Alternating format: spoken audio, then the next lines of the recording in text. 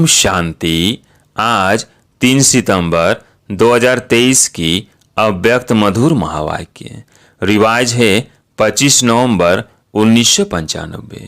Headline है पर मत, पर चिंतन और पर दर्शन से मुक्त बनो और पर उपकार करो। अब सुनते हैं अव्यक्त महावाक्य विस्तार से।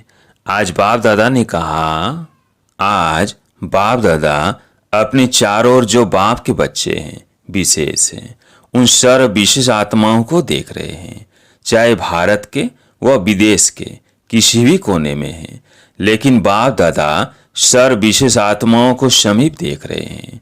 बाप दादा को अपने विशेष बच्चों को देख हर्ष होता है। जैसे आप बच्चों को बाप को देखकर खुशी होती है ना, खुशी होती है, तब तो भाग करके आए हो ना।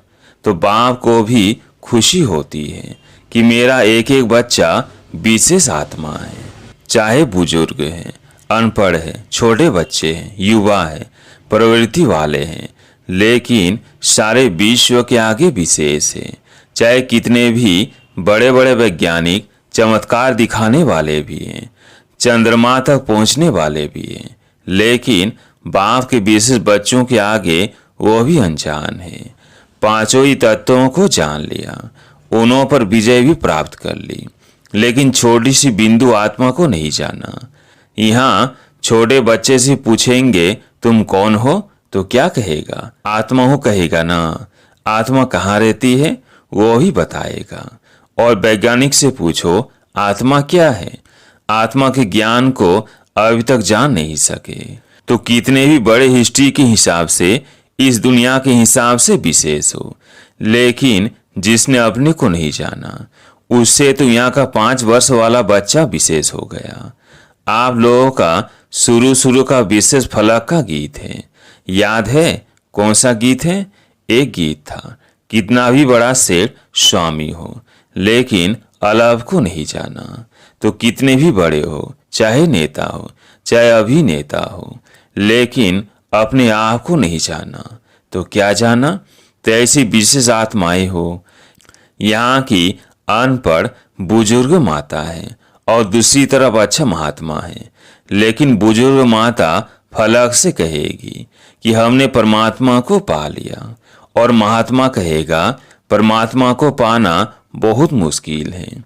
लेकिन यहाँ 100 वर्ष के आयु वाले भी निश्चय बुद्धि होगी, तो क्या कहेगी? तुम ढूंढते रहो, हमने तो पा लिया। तो महात्मा भी आपके आगे क्या है? प्रवृत्ति वाले फलक से कहेंगे कि हम डबल पलंग पर सोते, इकट्ठे रहते भी पवित्र हैं, क्योंकि हमारे बीच में बाप है। और महात्माएं क्या कहेंगे? कहेंगे आ कपूस इकट्ठा रहना यह तो असंभव लगता है। और आपके लिए क्या है? प्रवृत्ति वाले बताओ, पवित्र रहना मुश्किल है या सहज है? सहज है या कभी कभी मुश्किल हो जाता है? जो पक्के हैं वो तो बड़ी सभा हो या कुछ भी हो, फलक से कह सकते हैं कि पवित्रता तो हमारा स्वधर्म है, पर धर्म नहीं है, स्वधर्म है। तो स्व सहज होता है, पर मुश्किल होता है। अपवित्रता पर धर्म है, लेकिन पवित्रता स्वधर्म है। तो ऐसे अपनी विशेषता को जानते हो ना, क्योंकि नए नए भी बहुत आए हैं ना, लेकिन कितने भी नए हैं, पवित्रता का पाठ तो पक्का है ना।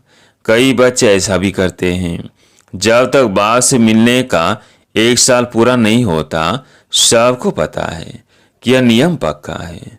तो मधुवन में आने तक तो ठीक रहते हैं, लेकिन देख लिया पहुंच गए तो कई वापस जाकर अलवेले भी हो जाते हैं।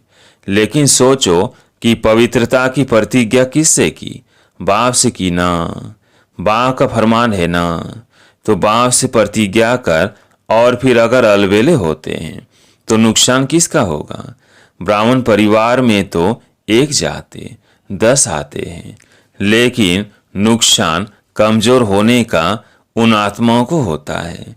इसलिए जो भी नए नए पहली बार आए हैं, वो बाप के घर में तो पहुंच गए। यह तो भाग्य की बात है ही, लेकिन तकदीर की लकीर को कभी भी कम नहीं करना, तकदीर को बड़ा करना। देखो, कोई बच्चा लौकिक में भी पैदा होता है तो सभी क्या कहते हैं? सदा जिंदा रहे, बड़ी आयु रहे।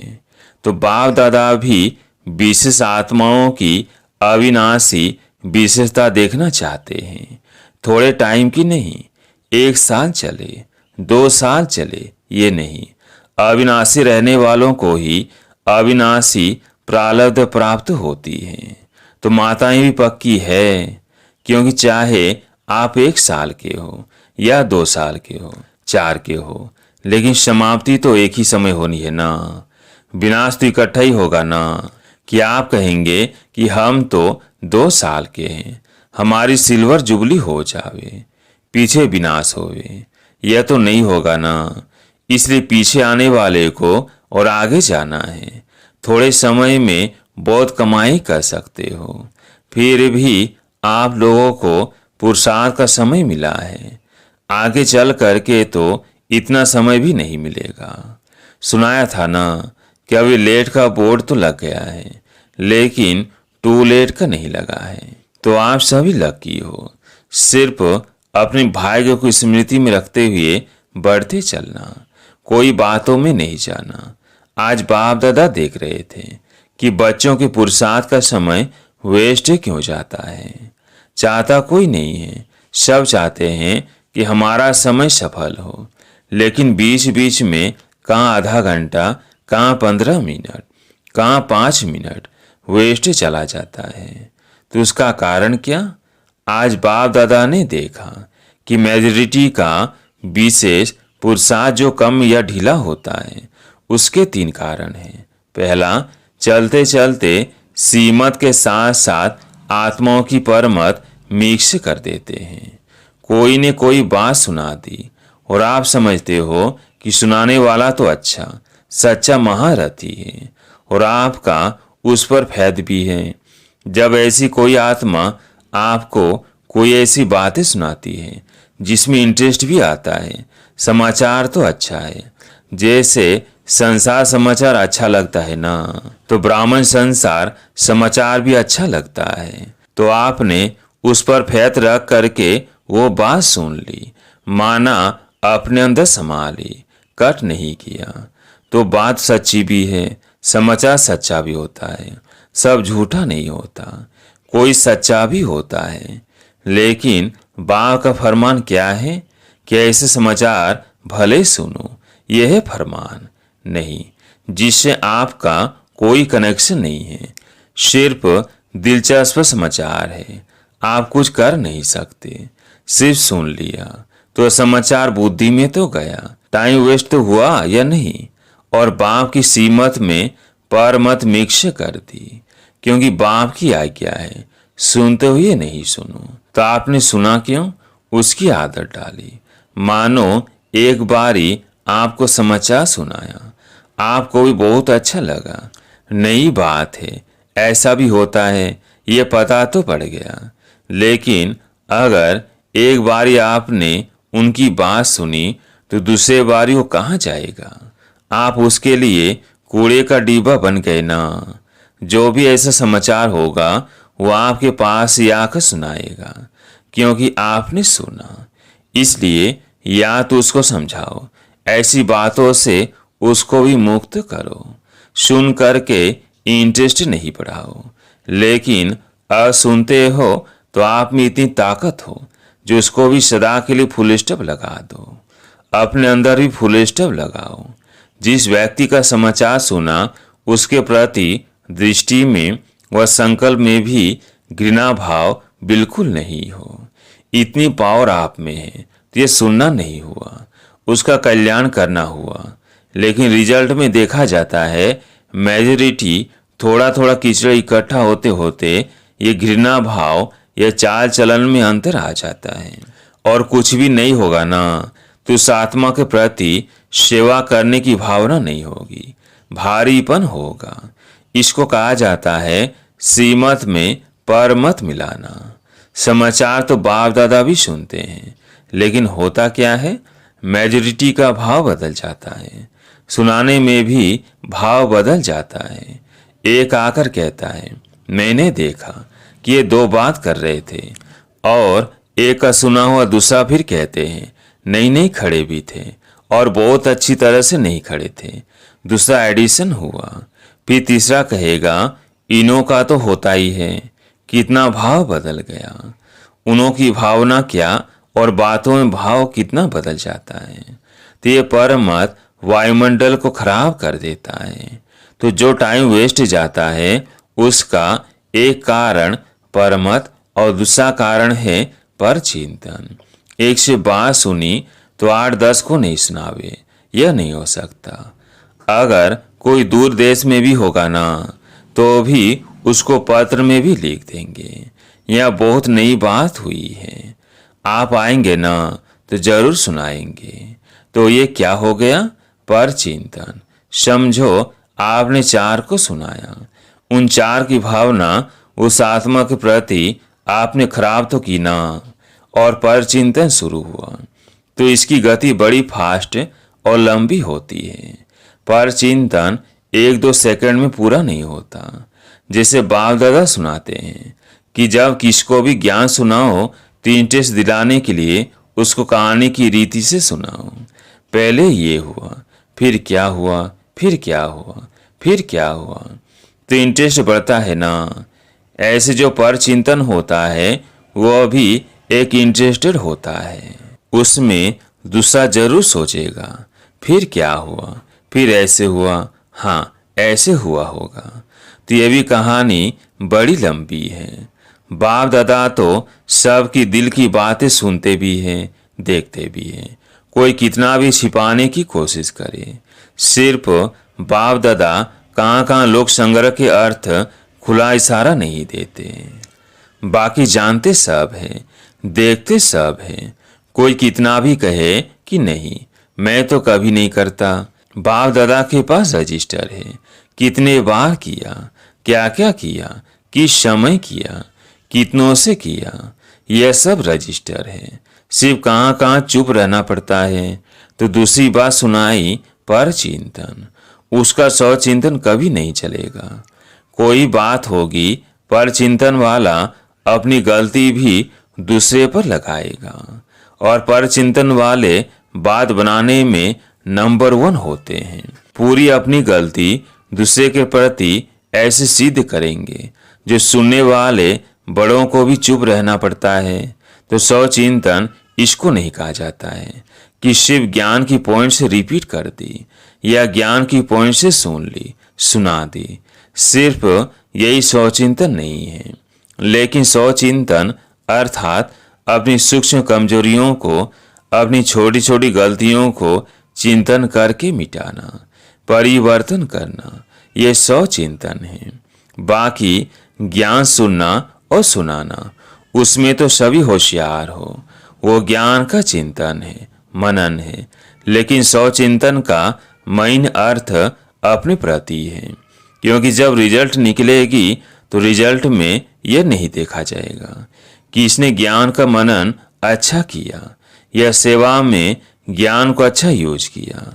इस रिजल्ट के पहले सौ चिंतन और परिवर्तन। सौ चिंतन करने का अर्थ ही है परिवर्तन करना। तो जब फाइनल रिजल्ट होगी उसमें पहली मास प्रैक्टिकल धारणा स्वरूप को मिलेगी। जो धारणा स्वरूप होगा वो नेचुरल योगी तो होगा ही। और मास ज्यादा लेनी है तो पहले जो दूसरों को सुनाते हो, आजकल बैलूज पर जो भाषण करते हो, उसकी पहले स्वयं में चेकिंग करो, क्योंकि सेवा की 1 मार्क तो धारणा स्वरूप की 10 मार्क से होती है। अगर आप ज्ञान नहीं दे सकते हो लेकिन अपनी धारणा से प्रभाव डालते हो तो आपकी सेवा की मास जमा हो गई ना। आजकल कई समझते हैं कि हमको सेवा का चांस बहुत कम मिलता है, हमको चांस मिलना चाहिए, दूसरे को मिलता है, मेरे को क्यों नहीं। सेवा करना बहुत अच्छा है, क्योंकि अगर बुद्धि फ्री रहती है तो व्यर्थ बहुत चलता है। इसलिए सेवा में बुद्धि बिजी रहे, यह साधन अच्छा है। सेवा को उमंग तो अच्छा ही है, लेकिन ड्रामानुसार या सरकमस्टांस अनुसार मानो आपको चांस नहीं मिला और आपको अवस्था दूसरों की सेवा करने की बजाय अपनी भी गिरावट में आ जाए, या वो सेवा आपको हलचल में लाए, तो वो सेवा क्या हुई? उस सेवा का प्रत्यक्ष फल क्या मिलेगा? सच्ची सेवा, प्यार से सेवा, सभी की दुआओं से सेवा, उसका प्रत्यक्ष फल खुशी होती है। और अगर सेवा में फीलिंग आ गई तो यहाँ ब्राह्मण फीलिंग को क्या कहते हैं? फ्लू। फ्लू वाला क्या करता है? सो जाता है, खाना नहीं खाएगा, सो जाएगा। यहाँ भी फीलिंग आती है तो या खाना छोड़ेगा या रूट करके बैठ जाएगा। तो यह फ्लू हुआ ना।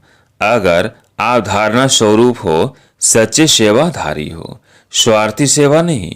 एक होती है कल्याण के भावना की सेवा, और दूसरी होती है स्वार्थ से मेरा नाम आ जाएगा, मेरा अखबार में फोटो आ जाएगा, मेरा टीवी में आ जाएगा, मेरा ब्राह्मणों में नाम हो जाएगा। ब्राह्मणी बहुत आगे रखेगी, पूछेगी। यह सब भाव स्वार्थी सेवा के हैं, क्योंकि आजकल के हिसाब से, प्रत्यक्षता के हिसाब से अभी सेवा आपके पास आएगी। शुरू में स्थापना की बात दूसरी थी, लेकिन अभी आप सेवा के पिछाड़ी नहीं जाएंगे। आपके पास सेवा खुद चलकर आएगी। तो जो सच्चा सेवाधारी है, उस सेवाधारी को चलो और कोई सेवा नहीं मिली। लेकिन बाप दादा कहते हैं अपने चेहरे से, अपने चलन से सेवा करो। आपका चेहरा बाप का साक्षात्कार कराए, आपका चेहरा, आपकी चलन बाप की याद दिलावे। ये सेवा नंबर 1 है। ऐसे सेवाधारी जिनमें स्वार्थ भाव नहीं हो। ऐसे नहीं मुझे ही चांस मिले, मेरे को ही मिलना चाहिए, क्यों नहीं मिलता, मिलना चाहिए। ऐसे संकल्प को भी स्वार्थ कहा जाता है। चाहे ब्राह्मण परिवार में आपका नाम नामी ग्रामी नहीं है, सेवाधारी अच्छे हो, फिर भी आपका नाम नहीं है, लेकिन बाप के पास तो नाम है ना। जब बाप के दिल पर नाम है तो और क्या चाहिए? और सिर्फ बाप के दिल पर नहीं, लेकिन जब फाइनल में नंबर मिलेंगे तो आपका नंबर आगे होगा, क्योंकि बाप दादा हिसाब रखते हैं। आपको चांस नहीं मिला, आप राइट हो, लेकिन चांस नहीं मिला तो वो भी नोट होता है। और मांग कर चांस लिया, वो किया तो सही, लेकिन वो भी मां से कट होते हैं। यह धर्मराज का खाता कोई कम नहीं है, बहुत सूक्ष्म हिसाब किताब है। इसलिए निस्वार्थ सेवाधारी बनो, अपना स्वार्थ नहीं हो, कल्याण का स्वार्थ हो। यदि आपको चांस है और दूसरा समझता है कि हमको भी मिले तो बहुत अच्छा, और योग्य भी है, तो अगर मानो आप अपना चांस उसको देते हो तो भी आपका शेयर उसमें जमा हो जाता है, चाहे आपने नहीं किया। लेकिन किसको चांस दिया तो उसमें भी आपका शेयर जमा होता है, क्योंकि सच्चा डायमंड बनना है ना। तो हिसाब किताब भी समझ लो, ऐसे अलवेले नहीं चलो। ठीक है, हो गया। बहुत सूक्ष्म में हिसाब किताब का चौपड़ा है, बाप को कुछ करना नहीं पड़ता है, ऑटोमेटिक है। कभी कभी बाप दादा बच्चों का चौपड़ा देखते भी हैं। तो पहली बात परमत, और दूसरी बात परचिंतन, तीसरी बात है परदर्शन। दूसरे को देखने में मेजॉरिटी बहुत होशियार है। परदर्शन जो देखेंगे तो देखने के बाद वो बात कहाँ जाएगी? बुद्धि में ही तो जाएगी। और जो दूसरे को देखने में समय लगाएगा, उसको अपने को देखने का समय कहाँ मिलेगा? बातें तो बहुत होती है ना, और जो बातें होती है वो देखने में भी आती है, सुनने में भी आती है। जितना बड़ा संगठन उतनी बड़ी बातें होती है। ये बातें क्यों होती है?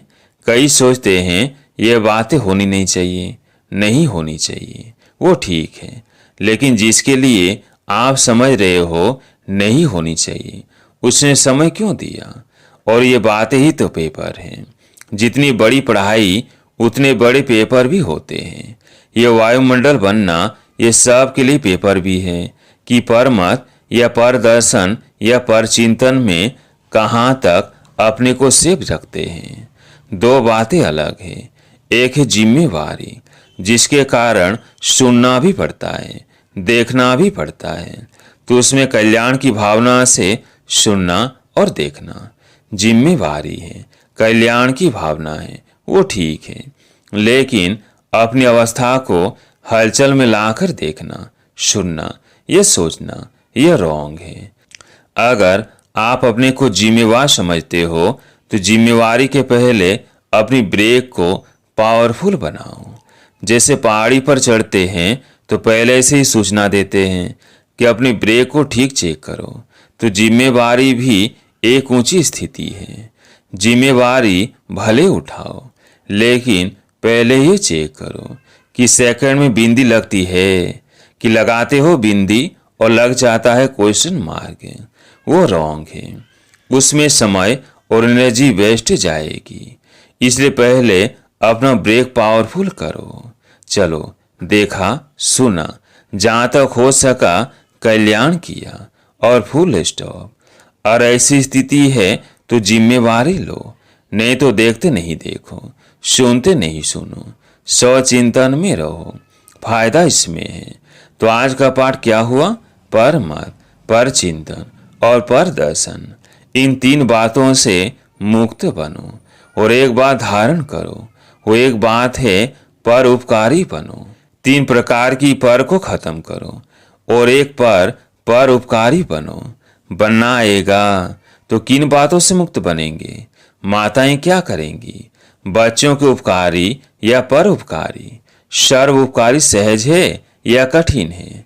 अच्छा, चारों तरफ के सर्व विश्व के विशेष आत्माओं को सदा स्वचिंतन ज्ञान चिंतन करने वाले श्रेष्ठ आत्माओं को सदा बाप के श्रेष्ठ मत पर हर संकल्प, बोल और कर्म करने वाले समीप आत्माओं को चारों ओर के डायमंड जुबली के लिए स्वयं को और सेवा को आगे बढ़ाने वाले ऐसे विशेष आत्माओं को बाप दादा का याद, प्यार और नमस्ते।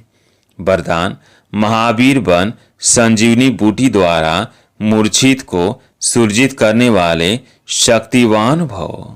महावीर बन संजीवनी बूटी द्वारा मूर्छित को सुरजित करने वाले शक्तिवान भव। जैसे सूर्य स्वयं शक्तिशाली है तो चारों ओर अपनी शक्ति से प्रकाश फैलाता है, ऐसे शक्तिवान बन अनेकों को संजीवनी बूटी देकर मूर्छित को सुरजित बनाने की सेवा करते रहो, तब कहेंगे महावीर। सदा स्मृति रखो कि हमें विजयी रहना है और सब को विजयी बनाना है। विजयी बनने का साधन है बिजी रहना। स्व कल्याण अथवा विश्व कल्याण के कार्य में बिजी रहो तो विघ्न विनाशक वायुमंडल बनता जाएगा। स्लोगन: दिल सदा एक दिलाराम में लगी रहे, यही सच्ची तपस्या है। दिल सदा एक दिलाराम में लगी रहे, यही सच्ची तपस्या है। अच्छा, ओम शांति।